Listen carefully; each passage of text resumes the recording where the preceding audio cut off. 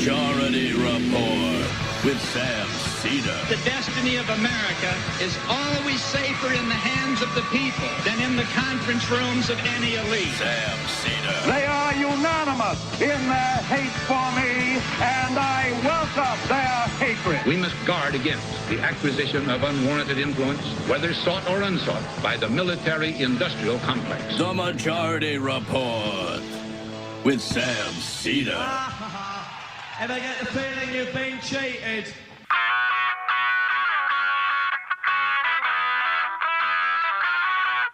It is Wednesday, July 26, 2023. My name is Sam Seder. This is the five-time award-winning Majority Report. We are broadcasting live steps from the industrially ravaged Gowanus Canal in the heartland of America, downtown Brooklyn, USA. On the program today, Luis Feliz Leon, staff writer at Labor Notes, and Alicia Ozier, worker at the Amazon delivery station in Pontiac, Michigan, who staged or was part of a 60-person warehouse strike during Amazon Prime. Also on the program, author and independent filmmaker Greg Mitchell on what Oppenheimer left out. Meanwhile, Teamsters wrestle historic contract offer from UPS. Be a couple of weeks before we know rank and file supports it. Rudy Giuliani concedes he made false statements about Georgia election workers. Judge to review Hunter Biden's plea deal today as the Republicans try and block it. DeSantis fires aide who made a pro-DeSantis video with Nazi imagery. All part of letting Ron be Ron. New study suggests Gulf Stream could collapse as early as 2025. The Fed meets today. A rate hike is expected in what would be an attempt to soften labor. Meanwhile, the FTC is readying an antitrust lawsuit to break up Amazon. And a judge blocks Biden's new asylum policy. Education Department opens a civil rights inquiry into Harvard's legacy omissions. All this and more on today's Majority Report. Welcome, ladies and gentlemen. Thanks so much for joining us. It is the very famous words of my co-hosts. It is hump day. There you go, ladies and gentlemen. Yep, it's hump day. We've made it. We are now officially, well, actually, we're not officially even halfway through the week, I guess. No. Not until we get halfway through the show. So but by the end of this show, we will be halfway through the week. Then we'll be at the hump. That's right. That's how that works. Got a lot to get to today. Let's get right to it.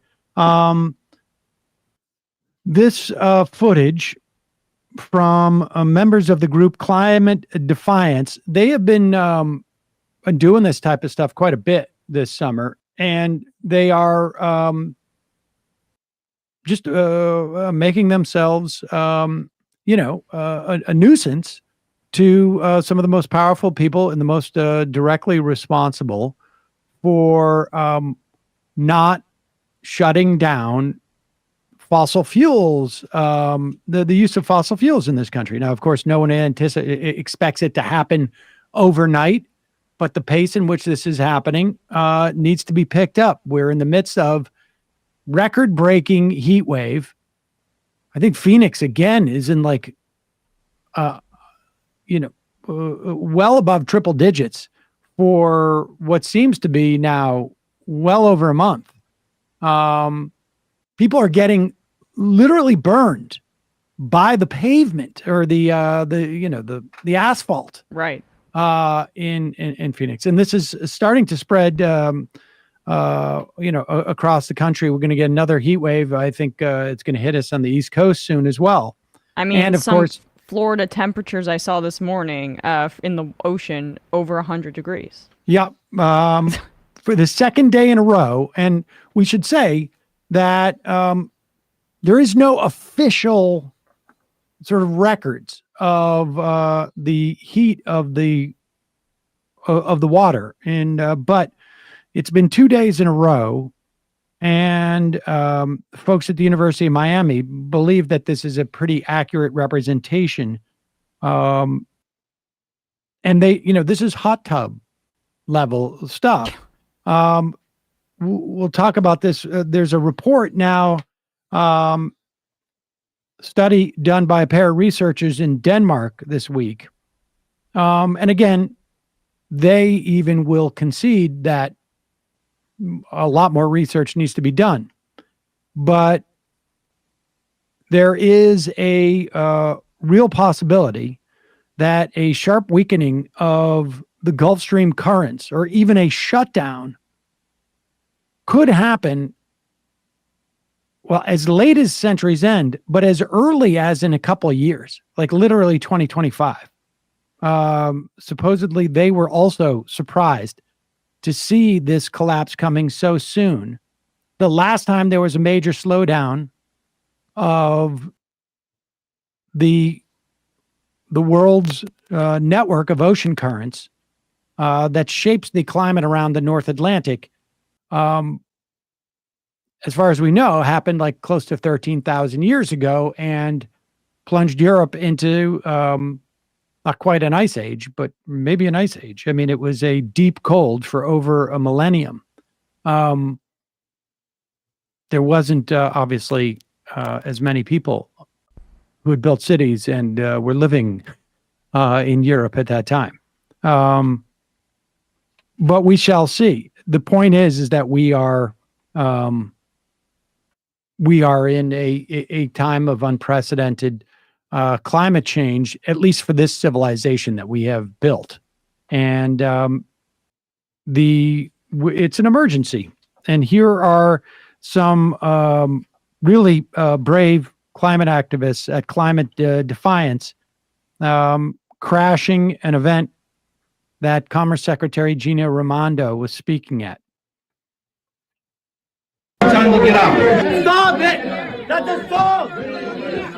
We need clean air, not another billionaire. We need clean air, not another billionaire. Stop funding fossil fuels! It's been 20 years! And fossil fuels, Gina, and fossil fuels. And fossil fuels, Gina, and fossil fuels. Guys, Gina, if you want to talk later, we can do that. Why did your administration approve the Alaska LNG project, which does more harm to the climate than Willow? Please don't talk. We need clean air, Not another billionaire. We need clean air, not another billionaire. Yes, sir. You're done. Let it out. You're done. You're done. If I don't see arrested, Justice for you. What's happening to her friend? we love you.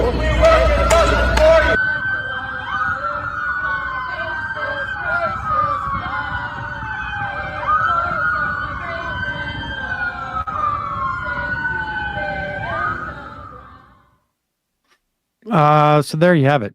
And I mean, this is a couple of these folks obviously were arrested, went to jail. Don't know what has happened. We'll, I guess, get more information as that comes. This comes on the heel of Greta Thunberg's appearance in a courtroom for her own civil disobedience. And here's just a word that she had to say about that. As Bradley gets that, I just want to say it's really cool that she is getting even more radical as time goes on in terms of like these disruptions that she's the face of. I mean, she could have just been a figurehead or someone who, because of her fame, drifted into like a corporatized, sanitized version of climate activism, and instead she's gone the opposite direction.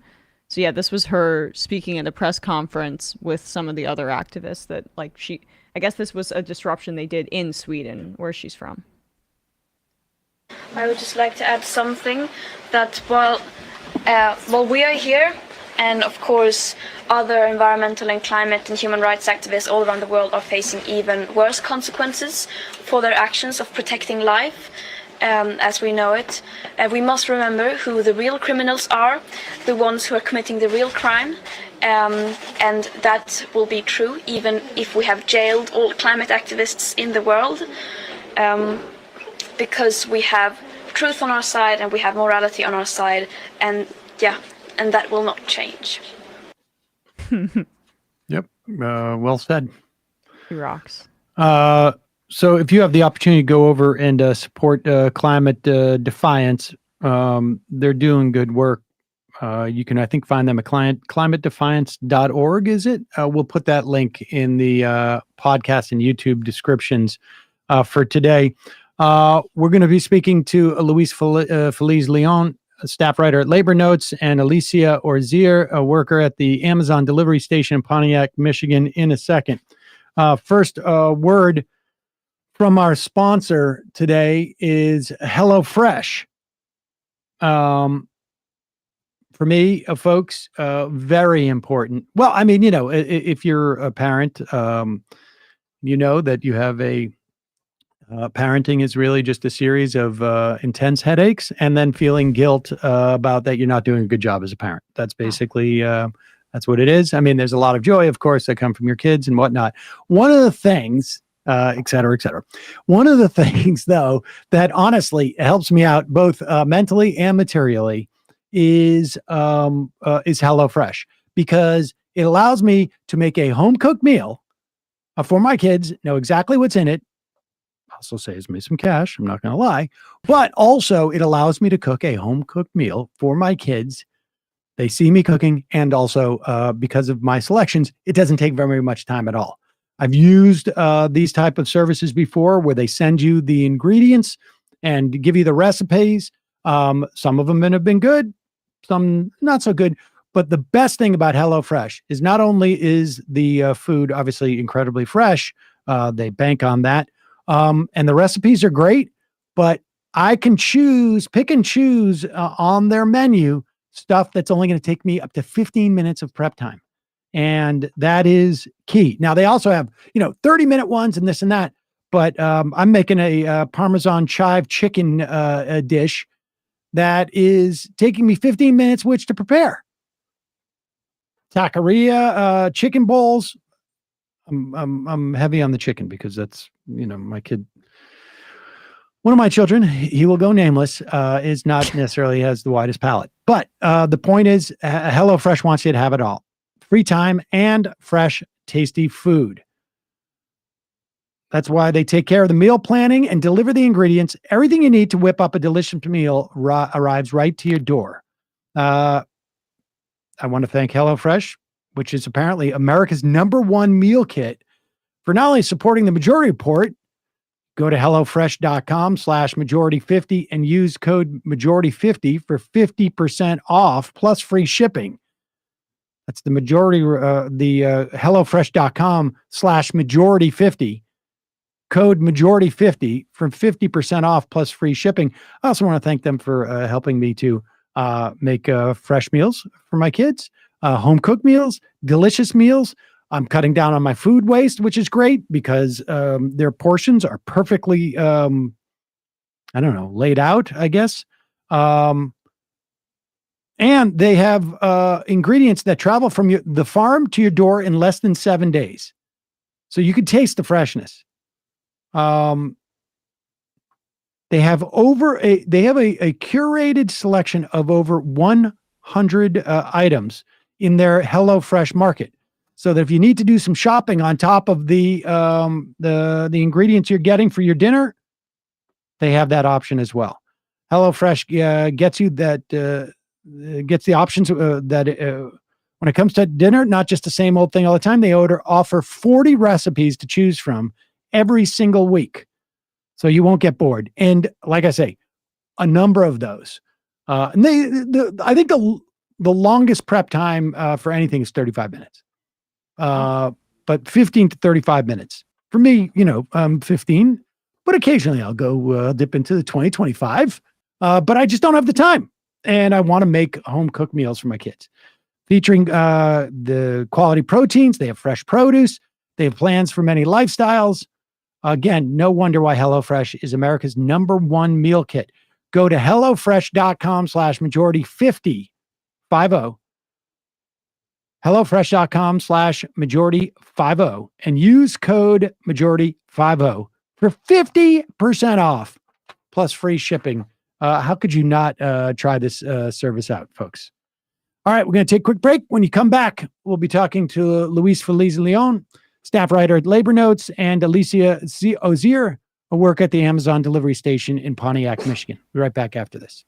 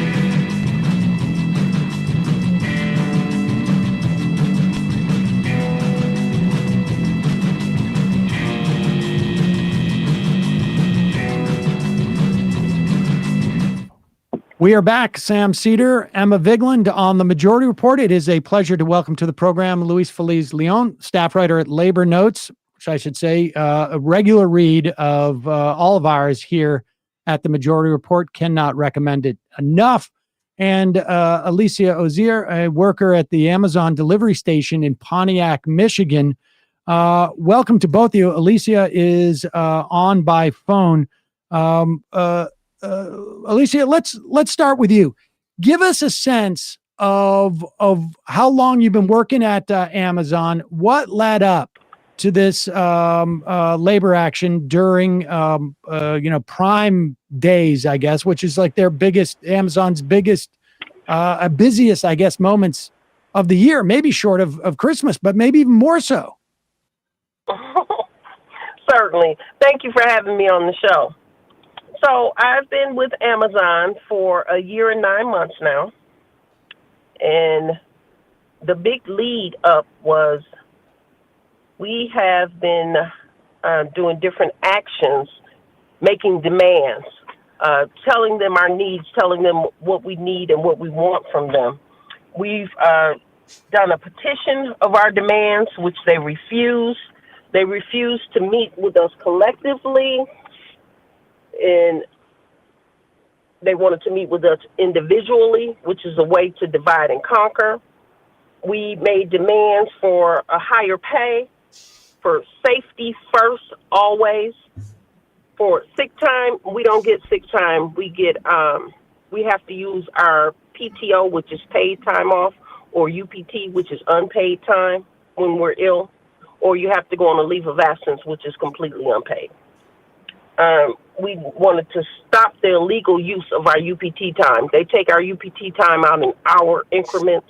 If we're 2 minutes late, they take it out in an hour. We wanted them to be fair, take it out in true time, or take it out in 15-minute increments. We wanted them to stop the 3-year wage cap. The evaluation, they do an evaluation once a year to determine if we will get a wage increase. We were asking that they stop doing these things and just treat us fairly and justly. And no response, no type of nothing on these issues. You know, they gave us little parties, they gave us little snacks, and we played games, but nothing pertaining to these issues. And that's what led us and got us to the point where we're at now. Luis, give us a sense of what else has been going on simultaneously as these folks went on strike, 60 warehouse workers for 3 hours in Pontiac. There was something else happening in California as well. Were there other actions that were being taken? I mean, Prime Days, I guess, is sort of like prime time to stage a labor action. You're going to have the most impact. Right. Absolutely. So for the past years, Amazon workers across the country have staged walkouts during Prime Day to highlight demands that they're trying to push to improve their working conditions. So Alicia and her coworkers are part of a my daughter has just joined the call. I understand. No worries. Been there many times. So workers across the country are trying to take Amazon down 1,000 cuts at a time. It's almost like a guerrilla insurrection. So the efforts that you are seeing in Michigan are also efforts that are building up in places like Atlanta, in Philly, in New York, in Palmdale. So workers from Palmdale who have been on an unfair labor practice strike for nearly a month now have been traveling the country and joining picket lines, bringing their picket lines to Amazon facilities, talking to workers at those facilities about why Amazon unjustly retaliated against them and fired them. So the upshot here, the punchline, is that this is a big movement that has been building up for some time. And now with UPS Teamsters having reached a deal with UPS, the vote members still need to vote on this tentative agreement that they've won. But the sights are on Amazon next for the Teamsters. Interesting. And Alicia, give us a sense of of your seniority in amongst your cohort of workers there, and in terms of like how long a year and a half is relative to other workers. And I'm curious as to like your sense of what's happened since you took those actions in terms of how it's impacted both your fellow workers and management. Okay. So we too were on a ULP strike for unfair labor practices. And in terms of the seniority, anyone having seniority, it's a turnover rate. It's like a revolving door. They may hire in 100 people, and out of 100 people, you may get 10, sometimes 20 to stay. We've actually taken bets on how many people are going to stay because the turnover rate is that high. It is ridiculous. So when you have seniority, we call ourselves veterans, having only been there for a year and 9 months. Wow. And that sounds like, is that a function of just like how difficult the work is, the working conditions? Yes, because it is very strenuous, very hard work. So we're required to be able to lift 50 pounds. What you're not told is that you're lifting pounds for about 8.5 hours out of your day, constantly. Wow. I mean, it may not be exactly 50 pounds consistently for the entire time, but it is heavy packages, boxes, all the things that everyone's ordering from Amazon. We're touching those packages for 8.5 hours. The desks, the car parts, the cases and cases and cases of water, the dog food, and it's just exhausting and tiring to our bodies. Alicia, yeah, can you just give us a sense of what it's like after a long day working there? What it feels like, your body, the toll that it takes? Exhaustion. Like right now, I'm sore from head to toe, especially my back and my legs. And I've come home. I'll eat something. I'll take a shower, and that's it. The rest of my day is shot because I'm trying to recuperate because I have to go back to work tonight. Now, God forbid if I had to work multiple jobs, which is the case with most employees at Amazon. They're working multiple jobs because the pay is just not adequate. So in that sense, I'm not even sure how they're managing because the days when I can't come home and go to sleep, I am struggling. So and there have been times when I've actually had to pull over my car driving home from work and park. So how did people react to in the wake of the strike? And by people, I mean your fellow workers and management there. The workers, everyone's all fired up and geared up. It's just an electricity in the air inside the plant, because we feel like we're doing the right thing. We know we're doing the right thing. We support the Palmdale workers. We support the other Amazon workers because it's not just us. It's all the Amazons across the country, as Luis said. So we're in full support. We're geared up. We're ready to do whatever it is that we have to do. From the management standpoint, at this point, there are so many managers in our building. It's for some, it is very intimidating. It's like triple the amount of managers that you would normally see in a workplace. There's at least, if I just had to guess at a number, I'd say 20 managers walking around, if not more. Well, it's interesting you say that because that was one of the concessions in the UPS or what was gained in the UPS negotiations, because managers would just go on ride-alongs like in without any notice, essentially, because having the presence of the managers there, especially when you guys are making your voices heard, it's meant to be this intimidation factor.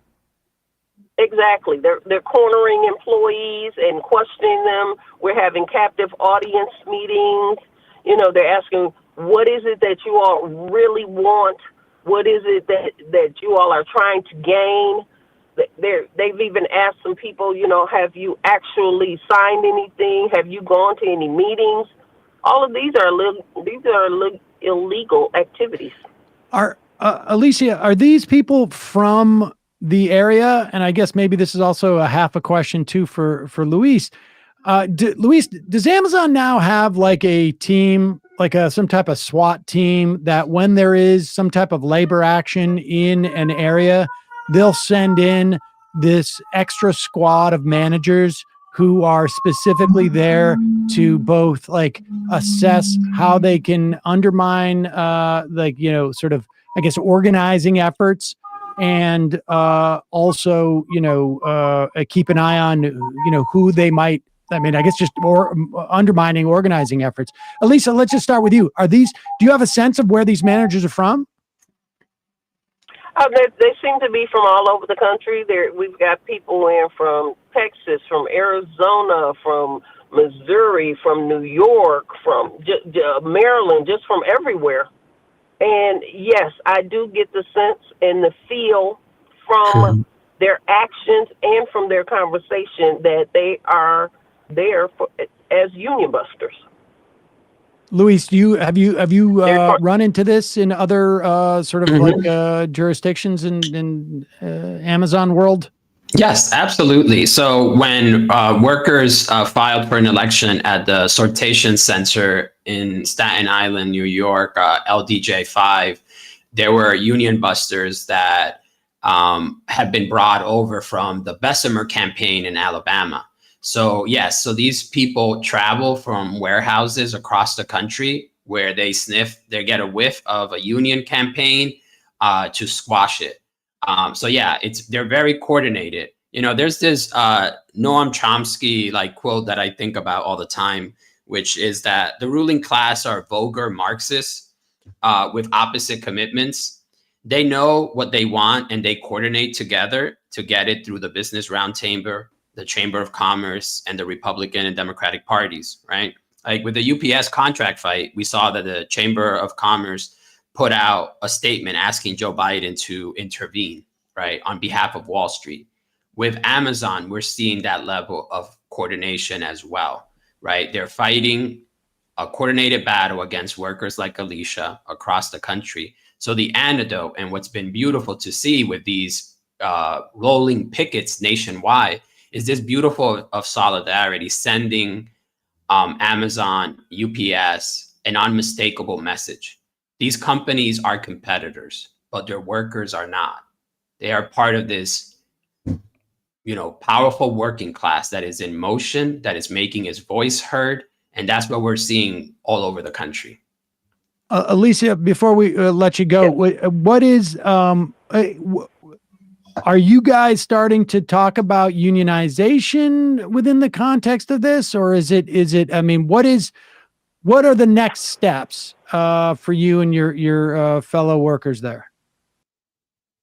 We are going to continue to rally together. We are going to continue to make our demands heard to try and get a better workplace, a better work environment, a safer work environment, higher pay. We're going to continue to try and get these things, and we're going to do whatever it takes. We're supported by a lot of groups, including the Teamsters, and we're in it for the long haul. Well, Alicia, Ozier, thank you so much for your time. We'll let you go, but really appreciate you coming on and talking to us about it, and good luck, and let's stay in touch for the next one. Solidarity, Alicia. Thank you. Thanks so much. Looking forward to talking to you again soon. Thank you. Okay. Luis, we just got a couple of minutes here, but I wanted to talk to you. Obviously, we had booked you before the big news yesterday that there was a tentative agreement with the Teamsters and UPS. The Teamsters, in their press release, call it historic. There's only so much that we really have a sense of, from the outside as to how this is going to be received and what the fine print is. Nobody's seen that yet. But broad strokes, is it historic? I mean, we're talking about obviously one of the largest, if not the largest, unionized workforce in the country. So in many respects, like, historic it's going to be historic, I guess in that sense. But in terms of like the concessions that they appeared to have gotten, right, without having looked at the language, is historic the right adjective? I mean, I think that's a great question, right? So I think some framing is helpful. So over the past contract cycles, the leaders that were at the helm of the Teamsters would put out a press release and call any subpar contract historic. So rank and file Teamsters recoil when they hear the word historic, just because that's what they've experienced, right? And there's some justified skepticism because of that history. But since 2013, rank and file workers have gotten into gear to elect new leadership, to build up networks of resistance throughout the country, to fight on the shop floor. Just this past week, workers in Boston staged a job action where they turned their backs on managers. We played that. I think it was in Norwood. Yeah. Yes, exactly. It rocked. Right. So that's the sentiment out there. Like, workers are ready to fight. The expectations of this contract campaign are through the roof. So right now, what we are seeing is that members may be, when they see this TA and they review it, they may say, hey, we want more. That's for the members to decide if that's where they're at.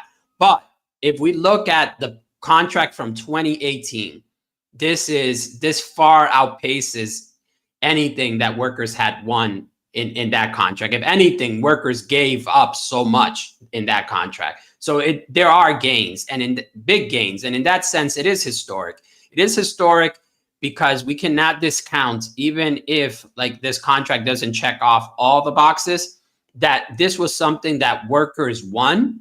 One conversation in a parking lot from Indiana to Maine to Rhode Island to Massachusetts to New York, Ohio, all over the country, California, people have been having these conversations with one another, telling them, hey, this is what the company is going to do. They're going to divide us as package car drivers against the part-timers.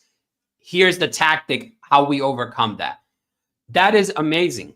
For a leader, even if the most top-down union cannot achieve that level of mobilization, if it wanted to, it has to come from the rank and file. And the rank and file have truly stepped up. And I think the greatest historic aspect of this campaign has been that mobilization that has happened among the rank and file.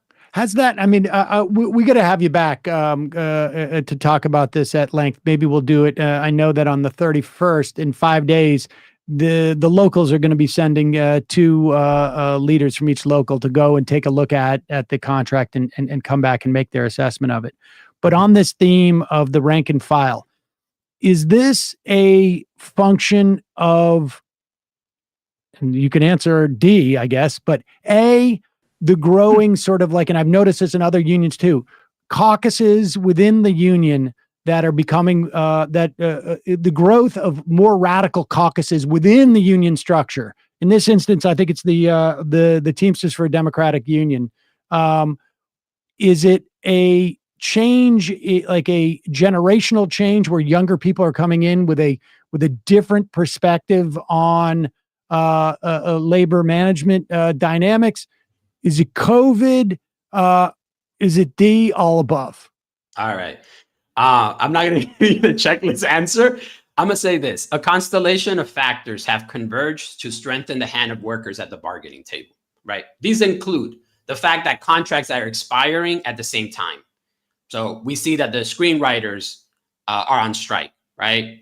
Airline flight attendants with American may be out on strike. So this is the moment that we're in. This is a serendipitous people have models of other people taking these type of risks, and it makes them more apt to feel like they're in an environment where what they're doing is not so crazy after all, type of thing. Right. And then there's a turbocharged, wealth inequality that has eroded living standards. There's severe weather events. My article in the American Prospect talked about, winning air conditioning. That was a big win for these workers. Widespread anger over the aftershocks of the still raging pandemic, and then the exorbitant corporate profits. Now, what's the key ingredient in all of this? We have experienced bad times before, but you need organization. You need rank and file organization. And the secret weapon here has been Teamsters for a Democratic Union. Teamsters for a Democratic Union have been organizing against concessions, defending pensions for decades. So that's why it's important to take the long view and see, how did we get to this moment? Well, there was a group of people who have experience, that have done this before, that shared those tools with a rank and filer alone in the middle of Ohio with a hostile leadership, telling them, what's so hard about going on strike? You just hold a picket sign. Well, people have fear. You got to overcome that fear if you're going to strike. So that it's not as simple as that. So it takes organization. And unlike in previous contract cycles where the the administration, the international, has been hostile to reformers and caucuses. That has not been the case. So O'Brien and team deserve credit for what they've done in helping facilitate this and advance it. So it started, the practice pickets, as I say in my article, started with TDU, but they broke out of that, right? Interesting. So all right. Well, Luis, we got to have you back, because I really do think this broader conversation, the UPS strike for the moment seems to be averted, but like you say, we've got airline pilots who are talking. We've got perhaps something happened on the Amazon front.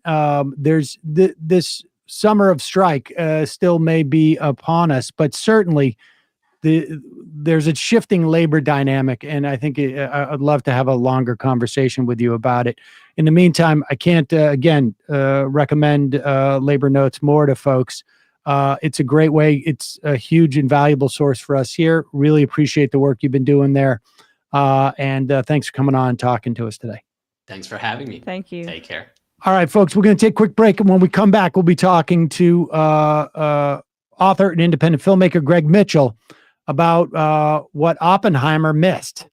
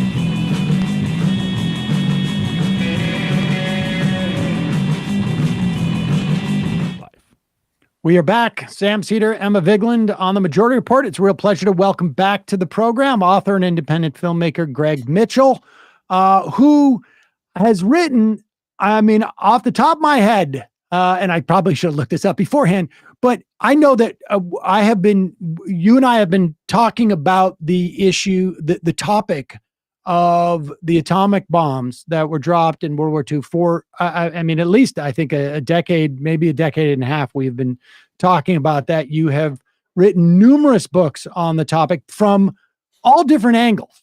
Right. And so when Christopher Nolan's Oppenheimer came out, I imagine before it even came out, you were tracking this.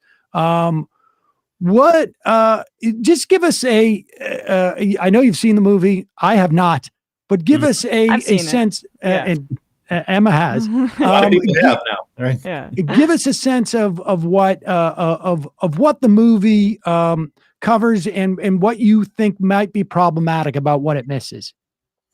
Yeah, happy to be here again. Yeah, I've been writing about this. Besides my various books and films, I've started a daily Oppenheimer, The Man, the Movie, and the Bomb about 12 days ago. And I saw an early screening, so I was started to write about it already. There's some issues I had with it. So you can find it at my Substack under Oppenheimer From Hiroshima to Hollywood. And I've pointed out from the beginning that, it's a very powerful film. It's tremendously well directed and acted. It's even, in most cases, accurate. It's based on a terrific book by two of my friends, Kai Bird and the late Marty Sherwin. So unlike a lot of movies of this sort, accuracy, what's in the movie is not generally a big issue. And I really applaud it for that. I think Christopher Nolan's heart is in the right place. I think it makes a powerful message by the end about the current and future dangers of nuclear weapons. But my issues have been the omissions in the film. And, again, I'm not a typical film goer. My particular focus, I've been writing about nuclear weapons and dangers for over 40 years, but a lot of my focus has been on the actual use of the bomb, decision to use the bomb against Japan, the immediate aftermath, how Americans have processed that since, and how current opinions about the use of the bomb affect current policy, today's America's first strike policy and so forth. So like I said, I'm not a typical moviegoer. Allow me to add, I mean, I don't want to tell you about your own overwork, but also you have been really one of the few people that I have read or watched, I guess, that has, I'm talking about your films, that has also shown the lengths in which the U.S. government and really sort of culture has gone to sort of obscure the truth of what has happened. And that's, I know that's part, I mean, that's consistent with the omissions. Consciously or unconsciously, we have obscured the reality of what happened in Hiroshima and Nagasaki. Right. And did it have to happen at all? That's the question. And I don't think the film helps in that matter. No. I mean, among the omissions is, not showing what happened on the ground in Hiroshima. On my newsletter today in Substack, I actually have a clip from a 1979 PBS series starring Sam Waterston as Oppie, in which they have a scene that's almost identical to what's in the Nolan movie. In the Nolan movie, we see Oppenheimer watching a screen in a screening room, and it's obviously some sort of footage is being shown, and he starts to be affected by it, but you never see what's on the screen. In the 1979 film, is almost the exact same scene from the same angle, but we do see some of the images of what happened to victims on the screen. So, but in general, the film shows almost nothing of anything that happened on the ground in Hiroshima. Another issue that it falls far short is there's virtually no mention of radiation, if you can believe that. Rather important factor in the bomb. We, like most filmmakers, he loves to concentrate on the Trinity test, partly because no one died there. So filmmakers love to show the pyrotechnics and the drama and the great success of the Trinity test. But Nolan, like others, did not show that there was a radioactive cloud that was released. It drifted over nearby villages. A lot of people were affected, and it kind of set in motion the decades of American testing and cover-up and secrecy and radiation dangers. Another thing it doesn't show, just very briefly, it barely mentions Nagasaki. It's like 3 or 4 completely throwaway kind of parenthetical references to Nagasaki. And fourth, I mean, I could go on, but a major one is that to me, it sustains the same, what I call Hiroshima narrative or official narrative that's been in place since 1945, because the key scene, which is factual, shows a general or a member of the Truman's top advisory committee with the narrative that only the bomb could prevent a mass invasion of Japan. Hundreds of thousands of Americans would be killed. Only the bomb would prevent that. And we see Oppenheimer in that scene shooting down the suggestion that maybe we could end the war with a demonstration of the bomb, not use it against 2 cities. And he shot that down as he did in real life. So you have accuracy there, but there's nothing else really comes up the rest of the movie to question the kind of thundering Hiroshima narrative that was put forth in that scene. It never is questioned. And Oppenheimer and the great Cillian Murphy has to do a lot of work in kind of showing regret or suggesting regret or indicating that he's really troubled by it. Maybe it shouldn't happen. You never get that clearly. And in real life, Oppenheimer actually defended the use of the bomb against Japan right to the end of his life. And you point out was involved in the targeting of right. He gets a pass. Again, it's. And I know others had this experience. I talked to afterwards. About 2 hours into the movie, we're kind of thinking, gee, there's about 8 things that they haven't, important things they've never even mentioned. And then the last hour, suddenly these things get thrown in 5-second bursts. And it's like covering the bases. Well, the last hour... The last hour of the 3-hour film is, I mean, the weakest part, I would say. But like that was, it's your reaction, the fact that they never show, people's skin melting off or elementary schools getting leveled leveled. I mean, I saw it with family, and the reaction that they had was I was hopeful that they would be a little bit more like, we shouldn't have done that. But there was not that reflective moment. And to me, that indicates exactly what you were saying, where Nolan was primarily, I think, interested in the psychology of the man and then the science and the pyrotechnics, as opposed to making a more political film, even though they are, one of the strengths of the film is that they are unambiguous about the Red Scare element and the targeting of anti-communism, which I was happy that was included. But but to your point, I mean, another omission is they don't talk about how when they conducted those tests, the Trinity test, they expelled a bunch of indigenous people from that land in order to construct the experiment there. That was another thing that was not included. Right. Yeah. Los Alamos. They show a lot of scenes of Oppenheimer on a horse and this empty vista when vista was not quite that empty. So that's a good point. I think the film gets capsized a bit the last hour with the focus on Robert Downey and the Strauss character. Yeah. It's a great performance. But it's kind of a plot thing, and I think there will be people who end up seeing the movie, and I don't think they'd forget about the bomb. But so much of the last hour is about the Oppenheimer's hearing, and then the separate Louis Strauss. It's almost like Louis Strauss is on trial, as much in the movie as Oppenheimer was. And I really think the focus starts to get lost. There's a very powerful ending. We won't give it away, but I think the actual ending is very powerful. But I think what leads up to it does start to distract from whatever the message of the movie may be. And making Strauss the boogeyman in particular also, I think, obscures the massive drumbeat from wide arrays of people in our government and in our power structure, right? Where it's not just like one bad guy. No, the bloodthirstiness and the drumbeat was completely quotidian, right? And during that time, and continues to this day, frankly. Yeah, I mean, Oppenheimer was penalized for opposing, at least partly. I think the movie's a little muddled on this, but he was stronger against the hydrogen bomb than most people. He was more in favor of more arms control. And so he was partly penalized for that, although it seems to focus again on that Strauss was getting back at him for Oppenheimer mocking him a bit before. So again, you could watch the movie and say, wow, this Strauss, he just was mad at Oppenheimer.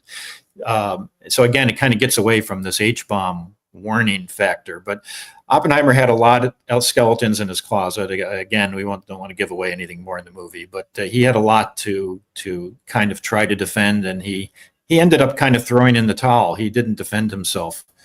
We see Emily Blunt, his wife, kind of yelling at him because he's not yelling at him enough.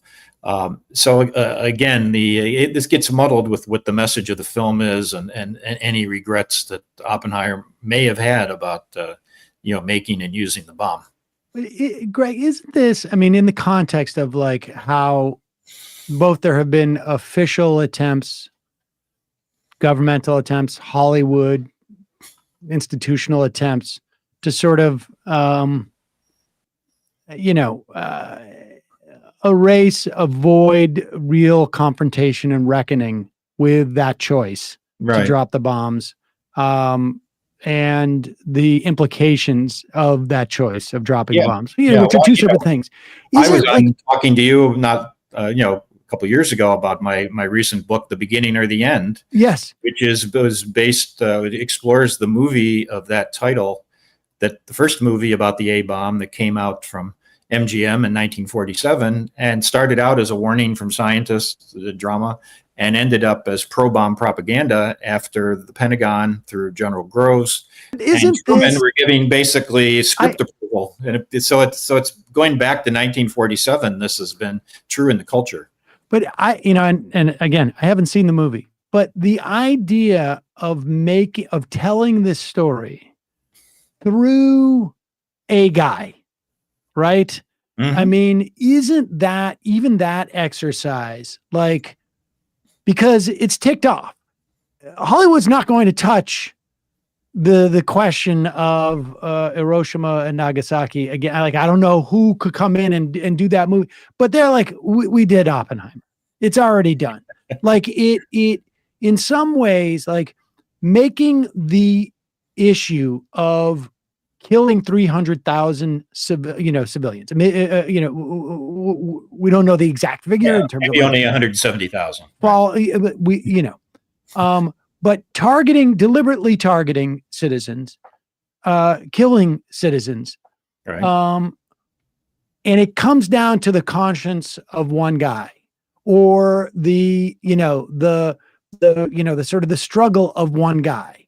Right. And, some will say like, well, he's all of us in some way, but he's not. And, and if he's all of us, then all of us don't really have to reckon with it. We have this proxy and done. Like, give me your sense of like, what is it with our society that just can't handle this question and really deal with it frontally? Well, I call it America's raw nerve that has been in place. There's been countless movies about World War II where Americans are, rightly soldiers, brave and heroes, and we're saving Europe from the Nazis. We're opening the concentration camps. And of course, Nolan himself made Dunkirk. But the atomic attacks are completely different. In those cases, we're kind of the perpetrators. We're kind of, even though Japan attacked us on Pearl Harbor, Hiroshima and Nagasaki were also, sneak attacks, if you will. It was carried out by genius, scientists. Planes didn't have to fight a battle to get to the targets. On and on. It's quite the opposite of what happened in World War II. So, and of course, you're left with 170,000 civilians, mainly women and children, who were killed. So it's a really a delicate question, a sensitive question that Americans still don't really want to face today, as we've seen in the media. I'm fortunate that this movie has brought a lot of attention to this issue. I've been able to write and talk and do this daily blog on Substack, and it's great that it sparked a lot of interest. But how long that interest lasts, I don't know. I don't know what people are taking away from the movie. Some people think, "Wow, this is going to launch a new anti-nuclear movement or something." I just don't know. I don't know what people are going to take away from the movie. It could be a missed opportunity, but right now. Some of us are trying to, raise this issue anew while there is new interest. Author, independent filmmaker Greg Mitchell. We will put a link to your Substack so people can read more about this. Really appreciate you coming on and talking to us about it. Always a pleasure, Sam. Thank you. Thank you. All right, folks. I'm going to take a quick break and head into the fun half of the program. We will take your phone calls, 646-257-3920. Just a reminder, it's your support that makes this show possible. You can become a member by going to jointhemajorityreport.com.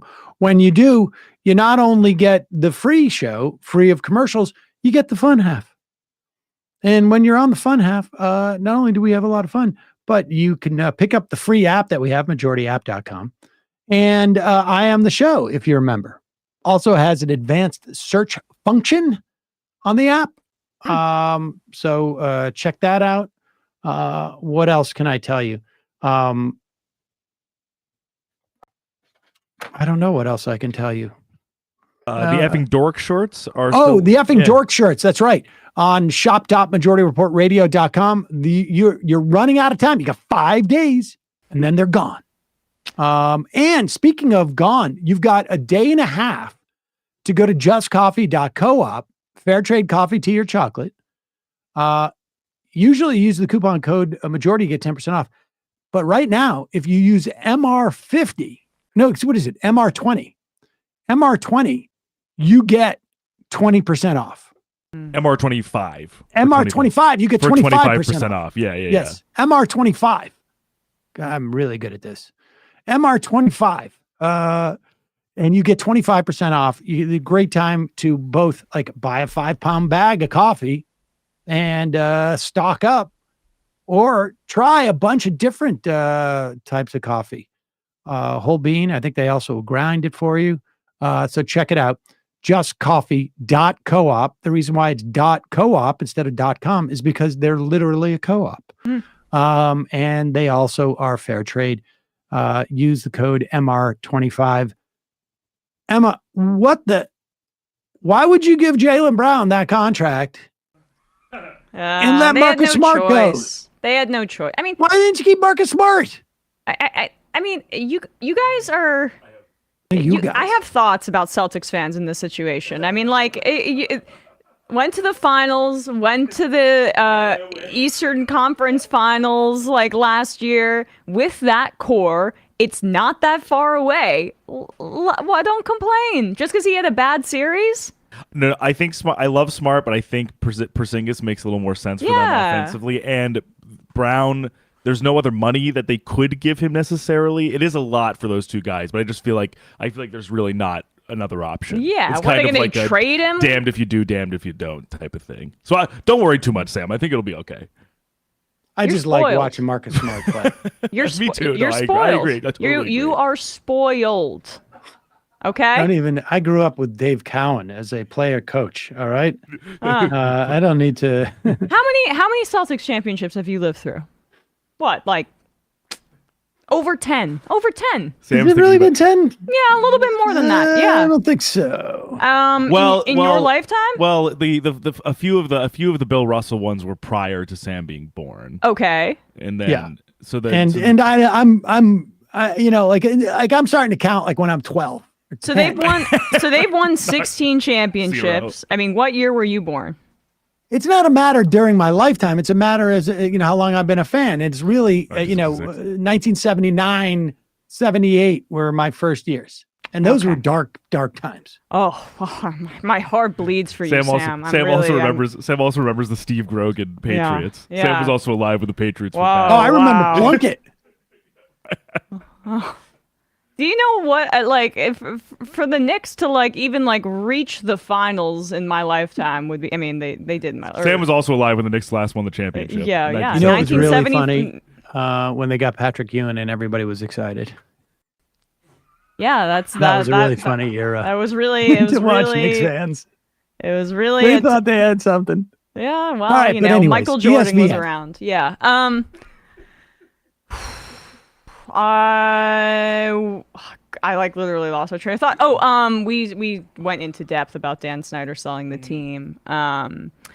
We also and the multiple investigations that led to that. We also spoke about the state of the running back market in the NFL and the labor action that seems to be kind of brewing.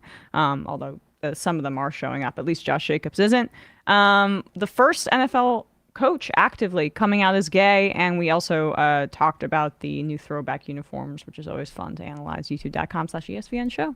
And folks, don't forget to check out Left Reckoning. Oh yeah, sorry, we're very close to 10,000 subscribers, so please subscribe. Dude, guys, go subscribe. What's wrong with you? I know.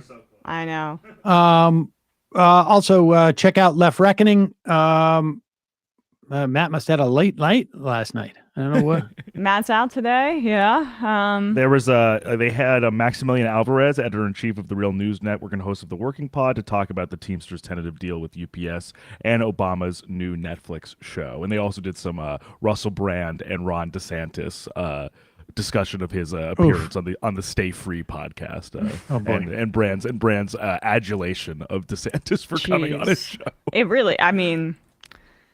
Of people who have left the left, he's pretty shocking, to be honest with you. But out of the left plane, I think. But youtube.com/Left Reckoning for more, and patreon.com/Left Reckoning for the post game. All right, we're gonna head into the fun half. Just a couple of fun IMs. Chris from Taiwan. Sam, I don't know anything about sports, but it appears to be quite clear that you are old.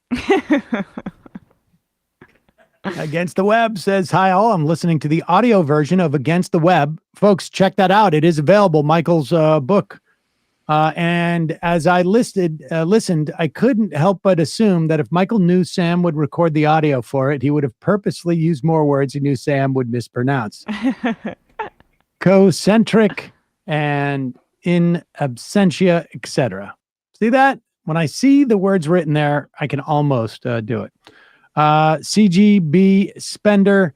Sam, any update on the effort to bring back the $300 a month child tax credit? I know that there are lawmakers who are going around trying to gain support about it, but I don't think that there is any chance whatsoever that with this version of the Senate that we have, that we could get it. Never mind the fact that the Republicans controlled the Congress. I mean, it's a dead letter until at the earliest 2024. The Republicans in Congress would never even bring up a bill for anybody to vote against it. But again, Manchin and Sinema killed it when Democrats controlled the House. So we're just going to have to wait until another situation, I think, where there is a Democratic control of three branches of our government, and there's a moment where either people like Sinema and Manchin can be corralled, or they become irrelevant to the math. I mean, it's a stain on everybody as far as I'm concerned. Okay, 646-257-3920 again is the number. We'll see you in the fun half.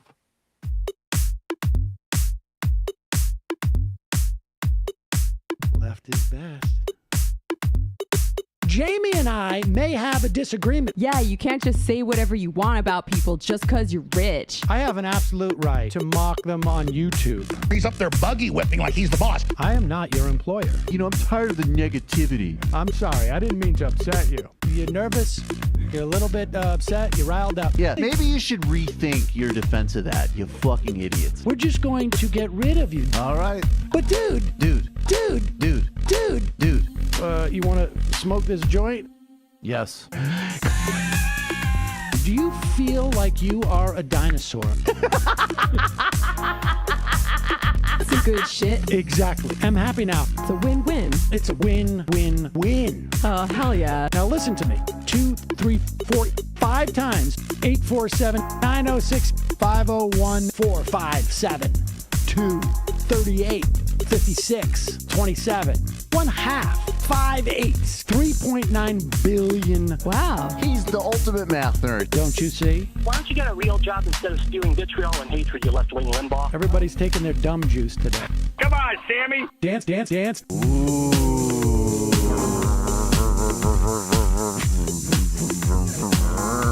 Rand Paul. I had my first post-coital scene with a woman. I'm hoping to add more moves to my repertoire. All I have is the dip and the swirl. Fine, we can double dip. Yes, this is a perfect moment. No.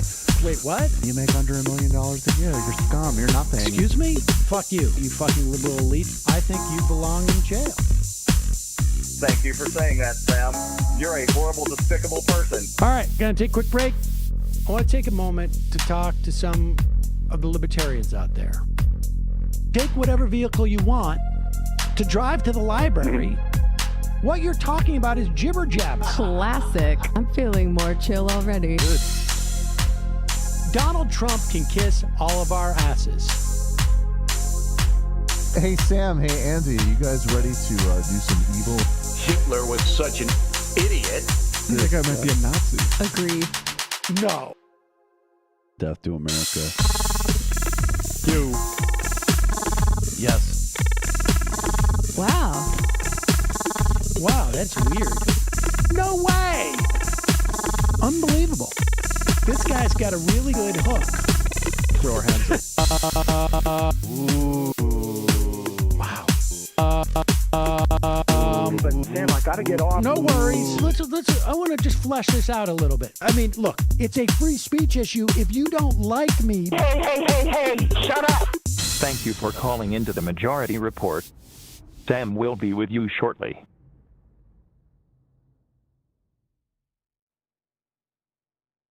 back.